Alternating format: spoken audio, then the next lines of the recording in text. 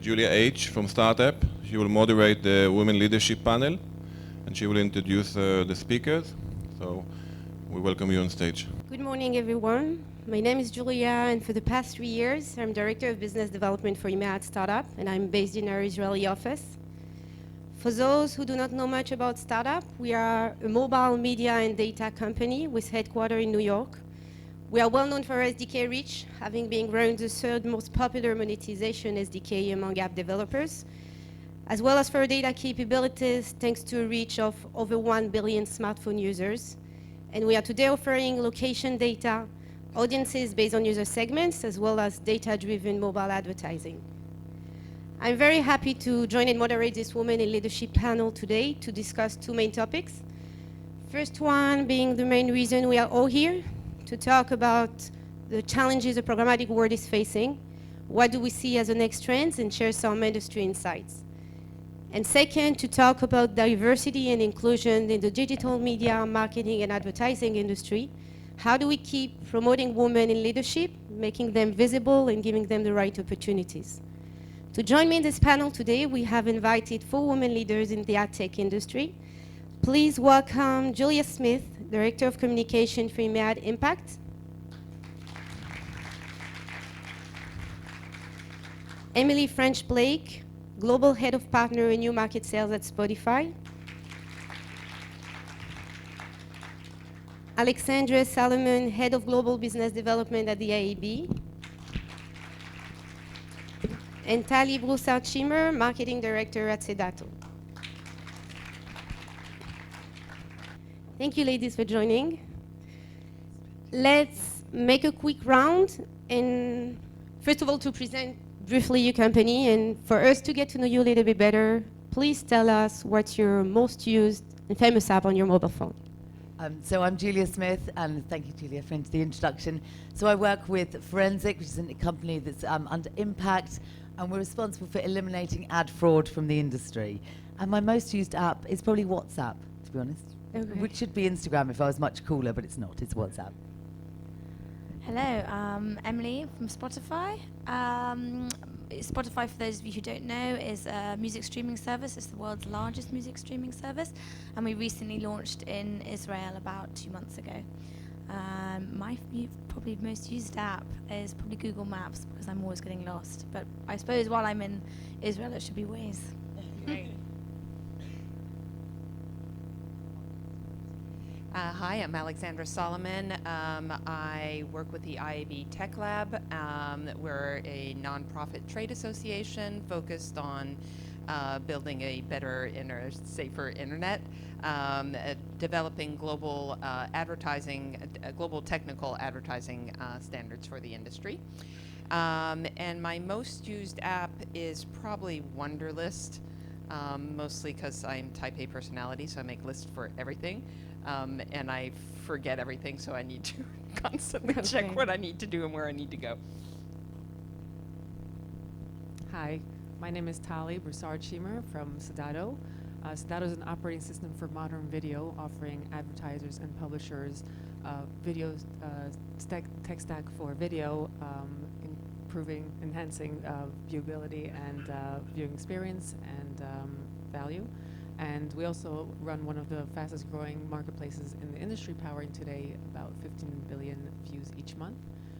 My favorite app, I guess, or most used app is probably my camera. I take pictures of everything, notes, kids, whiteboards, everything. So it's my external drive, actually. Okay, thank you. Mine, I would say Waze, especially when you're driving to Tel Aviv. Other than that, actually, I've been asked that question about 2 months ago, and at that time I was using a quite famous recipe app in France, so I'm not sure any of you know it. It's called Marmiton, but yeah, so that was the one by then. Thank you.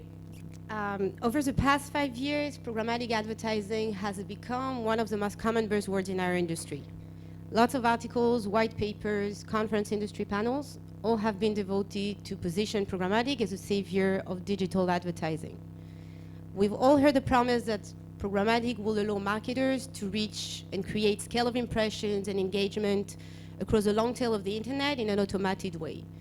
That's how it was supposed to work. But as we rounded into the end of 2017, in that case, the reality was different. The programmatic open exchanges were discovered to be full with all kind of ad inventory issues, talking about ad fraud, such as bots and domain spoofing, as well as brand safety issues. So obviously, programmatic is a very wide topic to discuss. As we're limited in time, I'll be more specific with the questions. And I'm going to start with a question about the viewability. Viewability is today one of the major metrics to measure the ROI and the success of a campaign. How do you think can advertiser manage with the low penetration of publishers with viewability measurements? Emily, would you like to start? Sure. So I think for us, the challenge at Spotify specifically on that is that there's so many different tools you can use for viewability. So I think it's not necessarily that it's a kind of challenge per se, but it's about making sure that you can integrate with all the various tools. So we have IAS, we use Nielsen, we use all these different tools to measure viewability, but different brands will have specific viewability tools that they like to use. So trying to ensure that you can get integration with all of them is the challenge. So I think that's the main thing that we have a problem with. But we have 2 or 3 different viewability solutions that we like to use. But again, if you're Unilever, you might have a different tool to a P&G, you might have a different tool to a Nike. So I think that's probably the challenge, is making sure that you can bring on all those different tools. Okay, thank you. And I have to jump in there, which Sure. is about the fact that viewability is great, and it's about whether the ad was seen. For me, it's about whether it was a human viewer that actually saw it. So human viewability has to be your #1 priority. Has an actual human being seen it, as opposed to has a bot seen it? Hugely important. I think people should take that into account. Okay. Tali? Thanks. For the most part, we find, first of all, viewability is something that's measured mostly by the advertiser. They make sure to measure their viewability through either their own technology or through their programmatic buying platform. And a good programmatic buying platform will be able to provide viewability measurements regarding the traffic that the buyer is bidding on. In video specifically, it's very important to measure viewability directly from the source, from the page. So by having the viewability technology integrated with the player itself, you're actually getting the most accurate indication or metrics of viewability for that ad. And at STARTAPP, we provide an integration with Moat, with our own player, to provide that leading technology metrics for our customers. Okay. So the industry is constantly looking for new technologies to give companies full control over their ad spend. Alexandra, what changes in programmatic technologies do you think will have the greatest effect on cleaning up the transaction chain? So from an industry standpoint, the IB Tech Lab is focused on building a safe, transparent, and efficient supply chain. And forefront of that is the ads.txt initiative, which we launched about a year ago. In fact, we were just talking about it. And it's all about cleaning up the supply chain. So it enables publishers to identify their sellers or resellers that are allowed to sell their ads. And from the buy side, it gives a legitimate format of inventory and avoids fraud. So it helps obviously both sides of the equation. Just last week, we announced the ads.txt aggregator, which crawls now over 2 million sites and allows the buy side to specifically tailor campaigns to safe sites that have been identified as being able to resell this ad inventory. So a cleaner system, a more efficient system, and hopefully again mitigating fraud. Okay. Anyone else? So obviously I'm going to have to go with this, given that I do fraud, and don't do fraud myself, protect against fraud. I think it's all within this. We always recommend that people look at working with brands that are quality, and it's about hived off, quality, brand safe sites. Ultimately know where you're buying from. The long tail can have incredible reach, but it's about ensuring you know where your ads are appearing, you know the audience that you're going to, and the ability to do that is down to huge amounts of targeting technology. It's about the data, and it's also about making sure that you use tools such as FORENSIQ and others within the pre-bid, so you've got a scored inventory and you're able to connect your audience within an audience that actually, again, is a human audience. So there is no reason now why you should be buying fraudulent impressions. Every single bit of technology is there to protect you. So this is about trust and transparency, and as an industry, we're trying desperately to reinstate within the advertisers the fact that this is an industry for reach, performance. We can measure it, we can optimize, and it's trust and transparency. So to rebuild that, it's why it's hugely important that you use programmatic correctly. Right.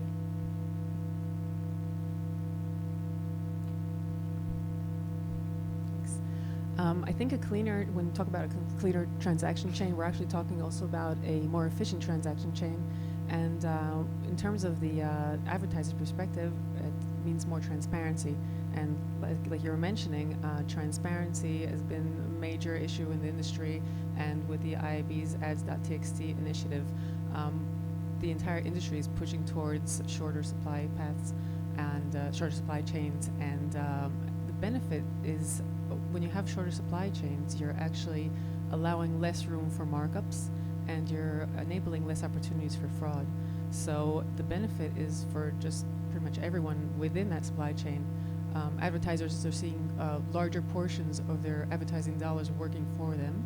Publishers are getting higher CPMs, and the end user, who is really just wants to consume the content on the page and wants the page to load quickly, is enjoying lower latency as the supply chain shortens.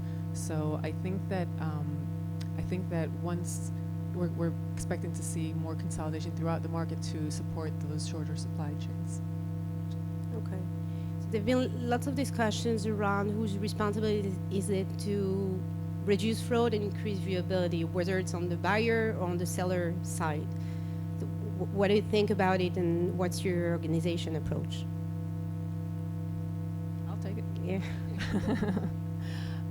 I believe that every platform along the supply chain is responsible for making sure that they're selling quality inventory that's clean of fraud and high viewability.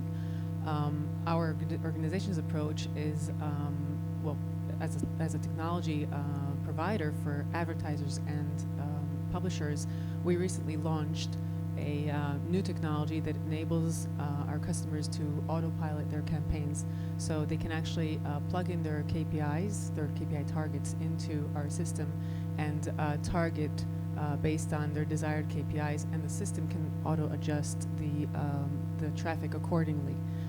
We also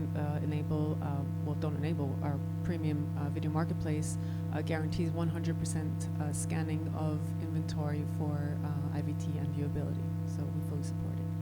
Okay. I'll answer since it's passing by me.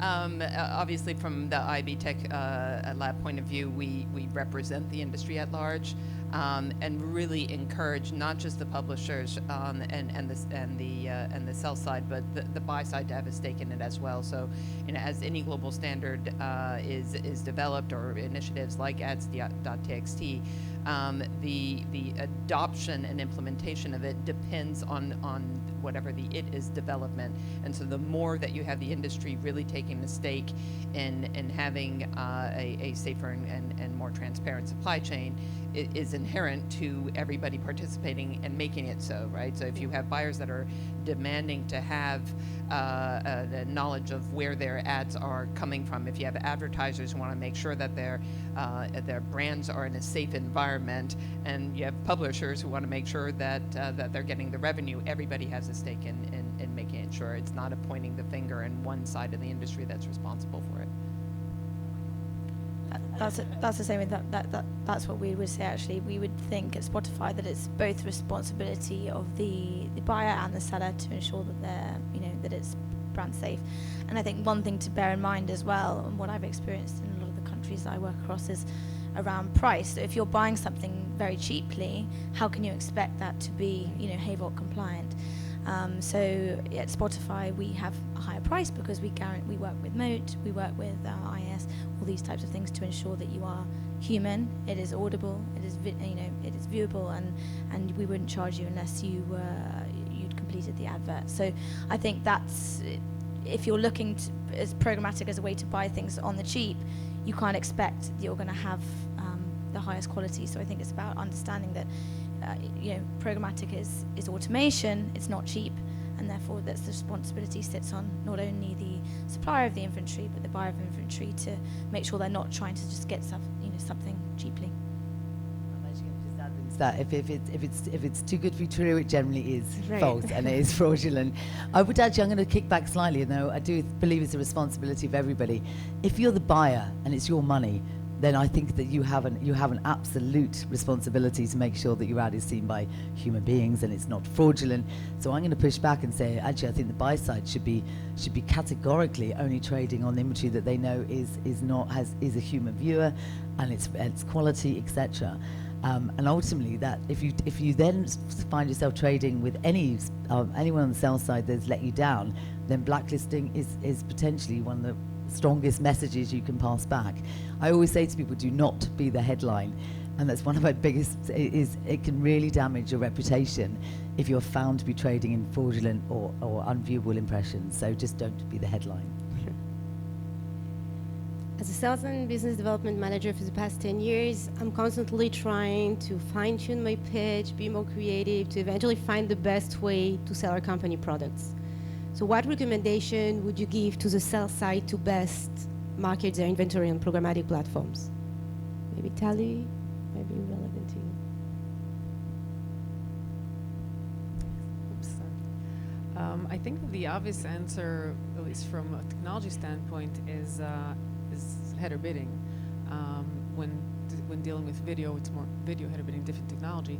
And what that does for us is it provides a more visibility into the demand sphere, so we're able to receive the higher value for our inventory. However, there are side effects to video header bidding, as for publishers, it has a risk of diluting the value of the inventory, and for the advertiser or for the buy side, it creates heavy QPS loads, queries per second, and there is more of an effort these days to minimize the number of companies competing for each impression or for inventory. And the way we can solve that is by using predictive video header bidding. So rather than broadcasting the inventory to all channels, we're actually selectively picking the partners that have the best probability to deliver a relevant campaign on that specific impression.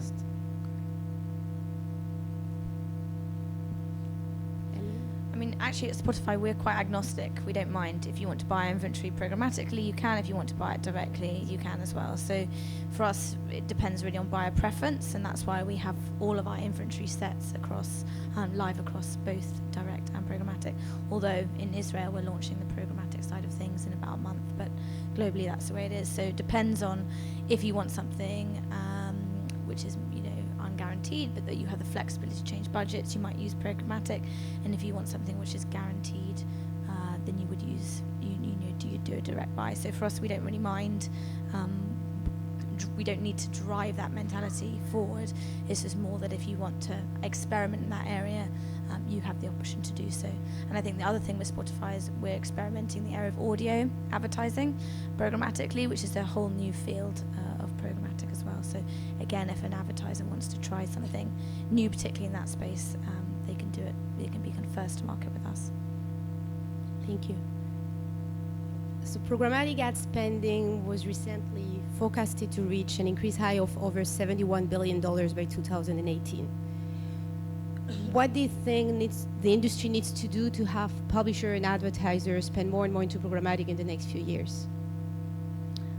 And so for us, I think it's education, and I think that's, from my personal background, I worked at Google before Spotify. I've been at Spotify for about 9 years, but I think it's the sheer quantity of different sort of tech that you need to learn, or DSPs, SSPs, all those different different kind of elements of programmatic that makes it complicated. So it's not necessarily that it's complicated in itself, but it's learning all the different players within that creates complications. So I think as long as the education is there, once the education is at a critical scale, and we ensure at Spotify that everyone is programmatically trained, then that the revenues or budgets will follow. But once everyone feels confident, and I think Tali mentioned it, but that consolidation a bit more of the industry to make things a bit more standard will also help with that as well. I think from a lot of publishers are nervous about the fact that prices are being driven down on programmatic. I would honestly say be confident in setting your own floors. If you think the value of your inventory is X, you mark it as so. And it's not being arrogant saying I'm going to mark it as that and then no one buys it. It's actually presenting in a certain way. So you make sure you append a lot of target data within that and making it quality. And I think it's about the more you can make it a quality and targeted audience and define it so and make sure it's be able to be targeted by direct deal IDs or putting it within PMPs or hive it off, etc., then you can still guarantee, you can still warrant the correct value for your inventory. So don't be scared of it and don't think you need to sell it cheap, because that's not what programmatic should be about. Anyone else? I'll build on what Emily was saying, but standards are only standards if everybody adopts them, and I highly encourage people to get engaged. I mean, obviously with the IB Tech Lab, but even in your own markets, in bodies that represent the industry as a whole, because as the industry grows as a whole, then companies within the industry grow as well, right? So if you're only focused on your company and only moving the needle there, you're limiting your potential to grow. So get engaged. Okay. Just want to add another angle. When we talk about programmatic, we're actually talking about increasing effectiveness for digital advertising. And while I think we kind of have the publisher side figured out, on the advertiser side, we're still using metrics that aren't really indicating true engagement. And I think that's where one of the big problems is. Once we can replace our current viewability and completion rate metrics with true engagement metrics, I think that the buy side will have more trust in the programmatic process, and it will grow as a result of that. Thank you. So we're going to move to our second topic. When I was asked to moderate this panel about women in tech, I felt very confident and proud knowing that I'm part of a very diverse company. Over 50% of startup employees and over 40% of senior positions are held by women.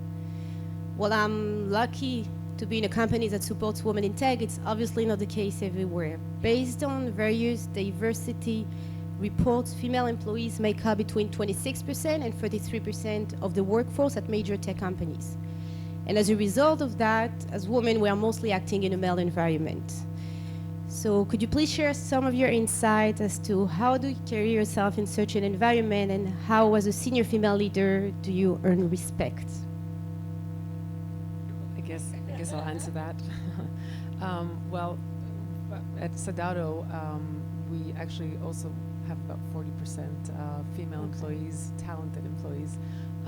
So we don't really feel that it's a male-dominated environment, because we have very I guess, open-minded team and a very, very modern way of thinking from the management team to every last employee.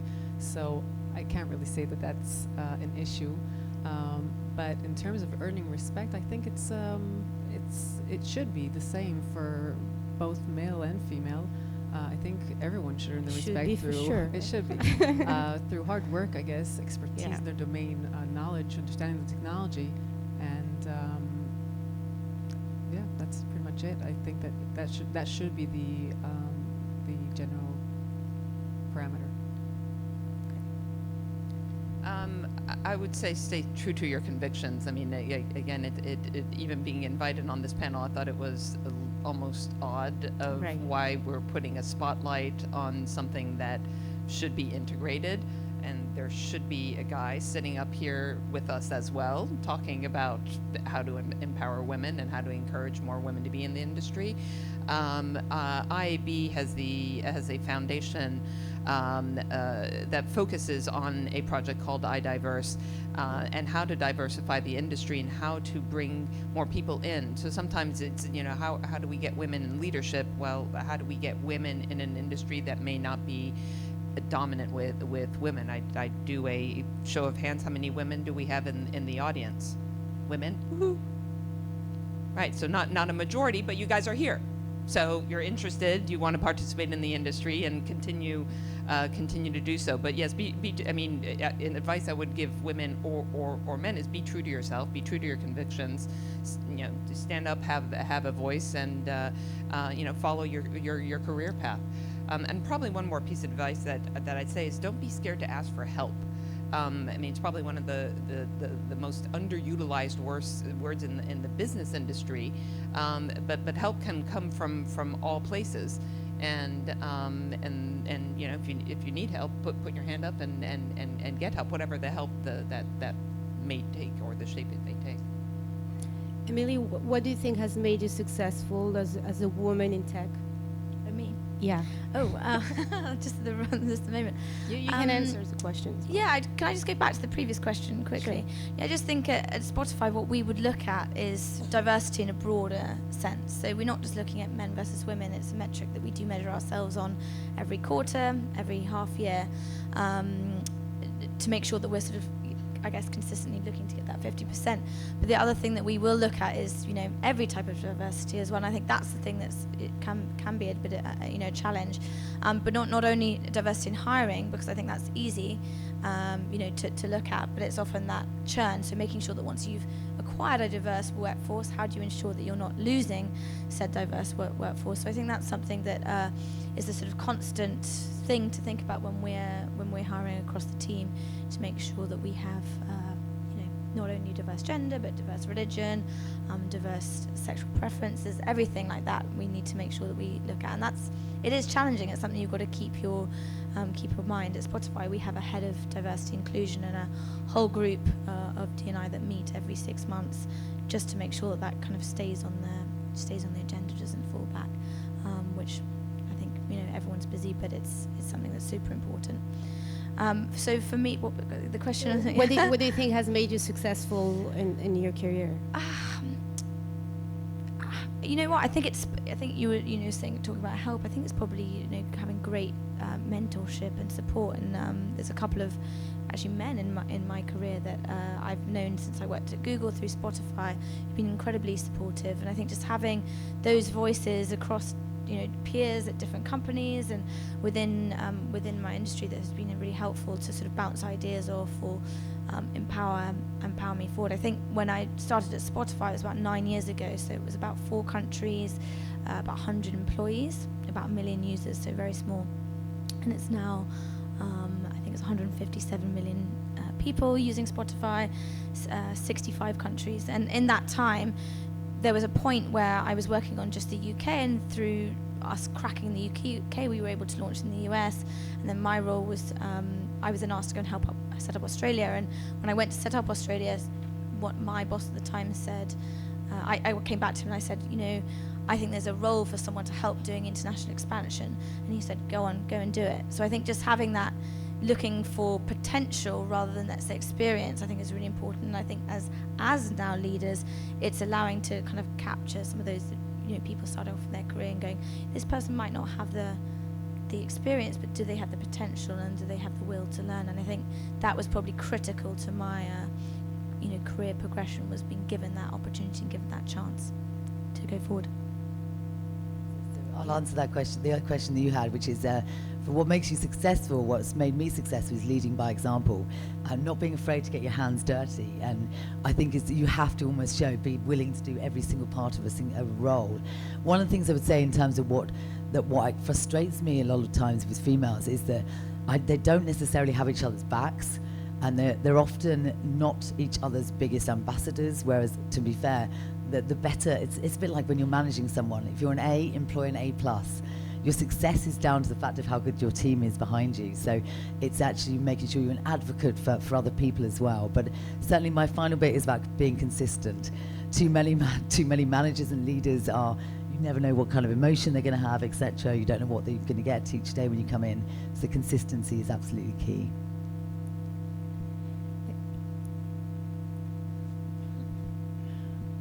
I think that one of, just adding, I think everything that was said here is very accurate, and everything has its contribution to succeeding in our careers. I think another one of the angles is, my motto is, in Hebrew they say ken bekef, or it's more yes of course. So take on challenges. Don't be afraid to fail. Don't be afraid to try new things and take that risk. Yeah, I totally agree. So Emily spoke about diversity and how was it a question and an issue today in any modern business, building a more diverse workforce, retaining all different kind of employees and integrating diverse perspective. Alexandra, could you please share some of the takeaways from the IAB Women in Leadership event that took place last week in New York? Yeah, so it was a full day focused on developing our industry, specifically with key voices of women leaders. And the conversations were a bit of what your questions were here. They were about the vision that some of these women have had, their experiences throughout their careers, and also the other side of women leading groups and leading creative ideas. So investments, like where does venture capitalism come from, and what is the advice that some of these women were given? And of course, what came out of it were some very interesting stories of how these women have navigated in a heavily male-dominant world, but also some of the advice that we have given here, which is diversity exclusive. I mean, it applies for everywhere. So some of the key takeaways were, in fact, great ideas can come from anywhere, and be open to them regardless of sex, but regardless of religion and ethnicity or any other background or even title. Be open to where creative ideas can come from. Also, that ultimately no one's going to care for your career as much as you will. And so you need to be, standing out for what you believe in. You need to be speaking up, as Emily was just saying. If you don't propose something or don't put your hand up, someone's not going to knock on your door. If it's too good to be true, it kind of comes to this too. If you don't do anything about it, it's not going to happen. So it was a very, very interesting day. All the proceeds for the event went to the Education Foundation and the iDiverse initiative. So all the funds were specifically to support this foundation. And the event was beyond sold out. There were people standing in the back and everything. So it was really great to bring funding and support for the iDiverse group. Okay, thank you. We spoke about being a woman in a work environment. Let's briefly, as we're running out of time, talk about balance between work and family. Do you think that tech companies do enough today to allow flexibilities for those who want a balance of work and family? I'll just 2 seconds on that. I live in the United States, and no, we don't do very well on that at all. It's getting a little bit better, and I think it's getting better on the corporate side. I mean, I work for a trade organization, so not really the well-spoken one, but we do see companies getting better, but nowhere near what some other countries do. How is it in London? At Spotify, we have a 6-month parental leave policy for men and women, which I think is quite pioneering, and I think that does allow women to feel confident to come back to work. And I think a lot of the men that I work with are just so thankful for that policy, getting to spend 6 months with their children. So I think we are pioneers on that. I think the challenge of it is, what do you do with the people who are at work, who are covering that parental leave? And I think that's something that we haven't cracked yet, is how do you create an environment where you can have good coverage plan from when those people are off. And that's something that I would say is a bit of a strain at the moment from that But it's an amazing policy, and I think it's, you know, people get very emotional about it because it's such a fantastic thing. So I think those type of things are, you have to introduce, see what happens, and then take it from there. And from my side, and this probably sounds terribly pessimistic, but I actually had to become a consultant in order to ensure to have time off with my children and have family time, etc. But it can be done. It's just that certain roles, for example, if you choose to take a time off with your Right. children, it is difficult to do so. So being a consultant helps because you have flexibility. It's not the only way. There are companies like Spotify that are doing a great job. Right. Quick closing question for this panel, and I would like all of you to answer. If you would be asked to give one advice to a woman just starting up her career in the ad tech industry, what would it be? Fail and fail fast and learn quickly from it would be one. Yeah, I think be authentic, be yourself. You know, don't try to be someone else. Just go for it, because there's so many people I can think of that are successful that are just, you know, as long as they're themselves, I think you can power through. Okay, ditto and ditto. No, keep going. You know, if you trip, get up, brush yourself off, and run again. Don't let things Right. stop you. Yeah. I think my advice is just for anyone entering the ad tech world, and I think that the best advice I can give is keep on learning. Never assume you know it all, because there's no end to it, and keep on asking questions. I think a mix of all of your answers are the right thing. Thank you. Thank you, Julia, Emily, Alexandra, and Tali.